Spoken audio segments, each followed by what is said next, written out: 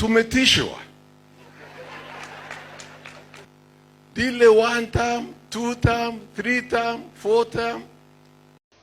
Niliadvise Gideon mzuri nikamwambia, wewe kama unataka uongozi hapo mbele, endanga gym asubuhi, wache hii maneno ya kupiga risasi ndege, soma umalize ile makaratasi ilikuwa imebaki ile unajua uliwaachia wapi huko. Wache hii umekuja usifanya tusijui na degree ya ukora hii ya Kabarak. Kwanza hiyo ndio tuchunguze unafanyaje degree kwa shuleni. Tumetishwa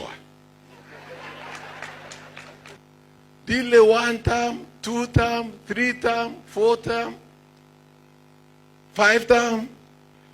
Timiza yote ambayo uliosema. Toret wananchi churochu. Yochinje mnyaj.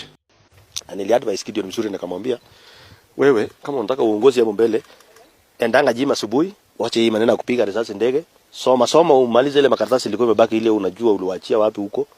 Wache hii umekuja usifanya tusijui na degree ya ukora hii ya Kabarak. Kwanza hiyo ndio tuchunguze unafanyaje degree kwa shuleni. Alafu utoke hapo ukuje ukae nyuma ya William Ruto, alafu hapo mbele tutaona kama utakuwa mtu na tutakupatia uongozi. Lakini msitudharau kwa sababu sisi watoto ya maskini, tutapigana. Maskini ni wengi kushinda matajiri Kenya. Msisahau hiyo. Akafanyiwa nini? Lakini kila siku Mungu anamuosha.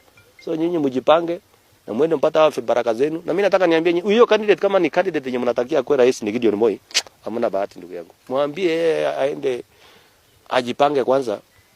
Kwanza nilikuwa nasikia wanasema ati unajua ni vizuri tusemanga ukweli. Hii kiti ya rais nasikia lazima ukue na degree.